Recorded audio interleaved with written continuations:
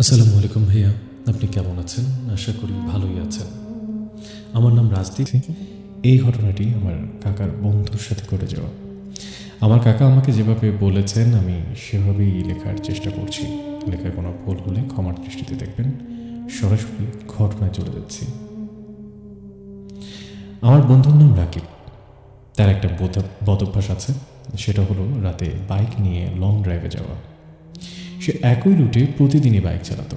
Barishal দব্বদরিয়া bridge থেকে Barishal varsity হয়ে ভোলার রাস্তা হয়ে রাস্তার শেষ মাথায় সে তার বন্ধুদের সঙ্গে প্রায় বাইক চালাতো এবং বাসায় ফিরত রাত 2টা থেকে 3টা নাগাদ।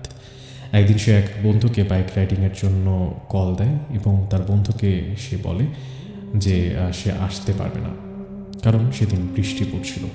ঘড়িতে যখন সময় 11টা বাজে তখন রাকিব তার বাইক নিয়ে একাই রাইডের জন্য বের হয়ে যায়। সে বরিশাল হাইওয়েতে প্রচণ্ড গতিতে বাইক স্পিডিং করছিল এবং অন্যদিকে টিপ টিপ করে বৃষ্টি অনবরত করে চলছে।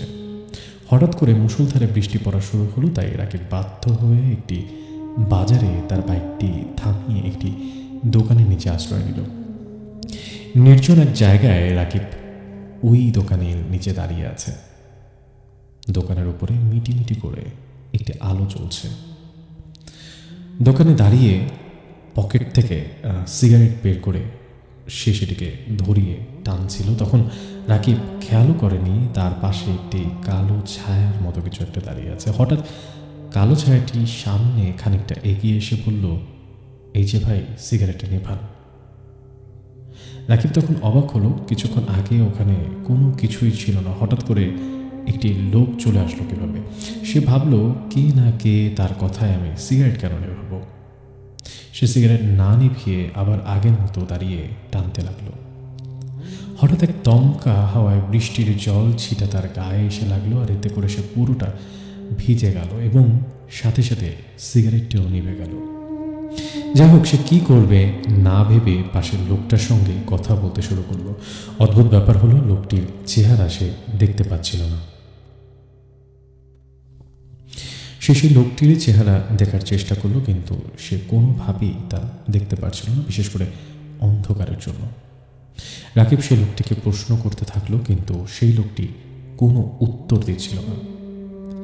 রাকিব এবার কেমন যেন একটু অদ্ভুত লাগছিল তার, এবং ভয়ও করছিল।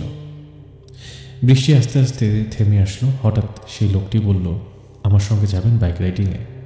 রাকিব ভাবল, শুনশান রাস্তায় একা একা যাওয়ার সাথে একজন সঙ্গী নিয়ে যাওয়া ভালো। রাকিব সেই লোকটিকে জিজ্ঞেস করলো, আপনার কাছে কি বাইক আছে? সেই লোক তো বলল হ্যাঁ। সে আঙুলের ইশারা দিয়ে দেখালো। রাকিব সেখানে একটি বাইক দেখতেও পেল। সেই লোকটি নিজে যেমন রাকিবের সামনে এসেছিল হুট করে, সেইভাবে সে বাইক নিয়ে এসেছে হঠাৎ করে। তারা বাইকে উঠে বাইক চালানো শুরু করলো। সেই লোকটি রাকিবকে বলল, আপনি কি জানেন এই রাস্তায় কিছু মাস আগে অ্যাক্সিডেন্ট হয়েছে? রাকিব বলল হ্যাঁ। সেই লোকটি বলল, একটি ছেলে রাস্তা থেকে বাইক চালাচ্ছিল, হঠাৎ সামনে থেকে ট্রাক আসে, হঠাৎ করে তার সামনে চলে আসায় সে দেখতে না পেয়ে অ্যাক্সিডেন্ট করে। রাকিব তখন জিজ্ঞেস করল, আপনি এত কিছু কিভাবে জানলেন যে ট্রাক সামনে এসেছিল এবং ছেলেটি দেখতে পেল না? সে লোকটি বলল, যে অ্যাক্সিডেন্ট করেছে সে আর কেউ নয়, সেটা আমি। এটা শুনে রাকিবের বাইকের ব্যালেন্স অনেকটাই হারিয়ে যায়। তার ভয়ে হাত পা ঠান্ডা হয়ে আসছিল। সে পেছনে তাকিয়ে দেখে সেই লোকটির মাথা নেই, মাথাহীন, এবং দেহ বাইকের ওপরে বসে আছে। এটি দেখে রাকিবের বাইকের ব্যালেন্স পুরোপুরি নষ্ট হয়ে যায় এবং সে পাশের একটি গাছে ধাক্কা দিয়ে ঝোপের ভেতরে একটা গর্তে পড়ে যায় এবং সেখানেই শেষ সেন্স হারায়। পরের দিন হাসপাতালে সে নিজেকে দেখে। সে তারপর সব ঘটনা আমাদের কাছে খুলে বলে এবং তাকে একটা হুজুরের কাছেও আমরা নিয়ে গিয়েছিলাম।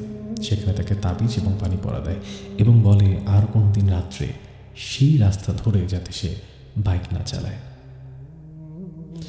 ভাইয়া, এই ছিল আমার কাকার বন্ধুর সঙ্গে ঘটে যাওয়া ঘটনা। ভালো লাগলে পড়ে শোনাবেন। আল্লাহ হাফেজ।